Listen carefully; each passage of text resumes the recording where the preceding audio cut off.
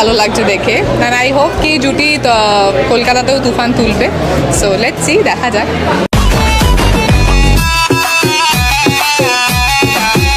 But হ্যাঁ, আমি ভীষণই এক্সাইটেড।